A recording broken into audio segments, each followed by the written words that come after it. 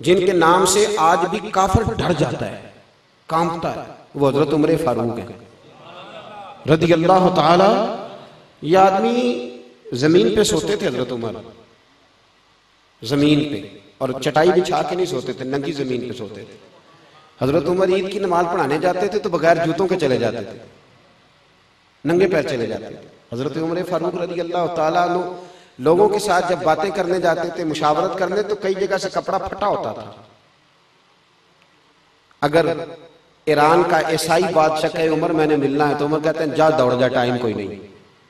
لیکن مدینے کا ایک ملنگ غریب آ کے کہے عمر تھوڑی بات تو سنو، تو عمر گھٹنوں کے بل بیٹھ جایا کرتے تھے، فرماتے تھے میرے رسول اللہ کا نوکر ہے۔ اتنا بڑا آدمی جس کو دیکھ کے شیطان رستہ بدل جائے۔ حضور فرمایا میرے بعد کوئی نبی ہوتا تو خطاب کا بیٹا عمر ہوتا، لیکن اس عمر کو پتا تھا کہ اہل بیت کی محبت ایمان کا، تو جناب عمر نے وہ رنگ دکھایا لوگوں کو، وہ رنگ حضرت عمر نے، حضرت عمر اندر بیٹھے، اور جناب عمر کا حال یہ تھا کہ ان کی بیوی کہتی ہے عمر جب گھر میں ہوتا تھا نا تو سارے محلے کو پتا ہوتا تھا کہ عمر گھر میں ہے، اس لیے کہ کچھ سانس بھی اونچا نہیں لیتا تھا، اور جب عمر مسجد میں ہوتے تھے تب بھی پتا ہوتا تھا مسجد میں ہیں، اور جب نہیں ہوتے تھے تب بھی پتا ہوتا تھا کہ مسجد میں، اس لیے کہ مسجد میں بھی کوئی اللہ کا ذکر بھی کرتا تھا تو عمر کا چہرہ دیکھ کے ہی کرتا تھا کہ کیسے چلنا ہے۔ حضرت عمر کا جاہ و جلال۔ حضرت عمر اندر بیٹھے حجرہ خاص میں، کچھ ملکوں کے سفیر آئے ہیں، کچھ صوبوں کے گورنر آئے ہیں، تو میٹنگ ہو رہی ہے۔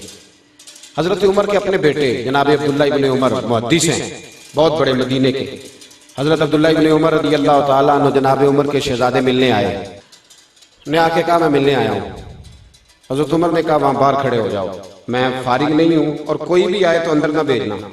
میری باتوں کی سمجھ آ رہی ہے میرے بھائی؟ کوئی شخص بھی آئے تو اس کو اندر نہ بھیجنا۔ ٹھیک ہے جناب، نہیں بھیجتے۔ حضرت عمر کی گفتگو جاری ہے، میٹنگ جاری ہے، باتیں ہو رہی ہیں۔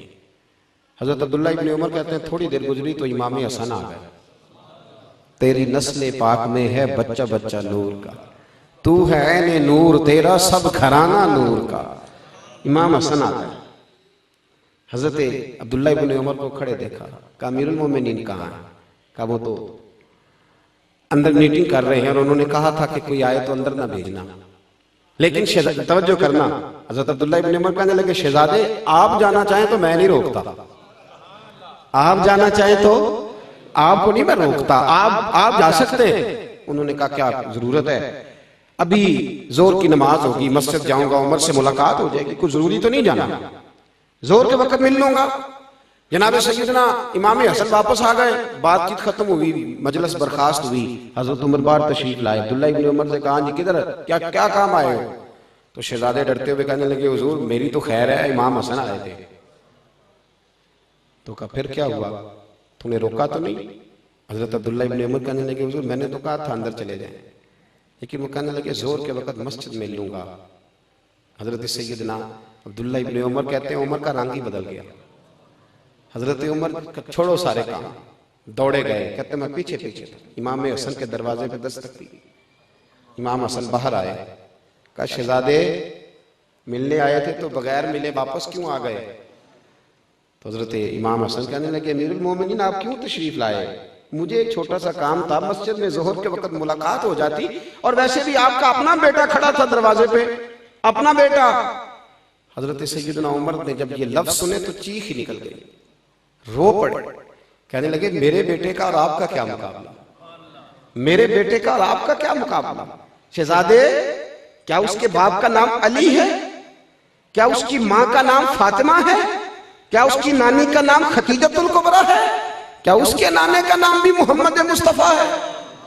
کہا آپ کا اور اس کا کیا مقابلہ؟ اور پھر جوش جذبات میں سر سے پگڑی اتار ڈالی اور کہنے لگے بیٹا میں مکے کے صحراؤں میں اونٹ چرایا کرتا تھا، اور مجھ سے 10 اونٹ نہیں سنبھالے جاتے تھے، میرے والد خطاب مجھے ڈنڈوں سے مارا کرتے تھے، یہ جو میرے سر پہ عزت کے بال ہیں یہ تیرے نانا محمد مصطفیٰ کے اگائے ہوئے ہیں، یہ تیرے نانا کے اگائے ہوئے بال ہیں۔ شہزادے نا آپ ایسا نہ کریں، آپ بلا ان کو پتا تھا کہ اہل بیت کی محبت ایمان کا۔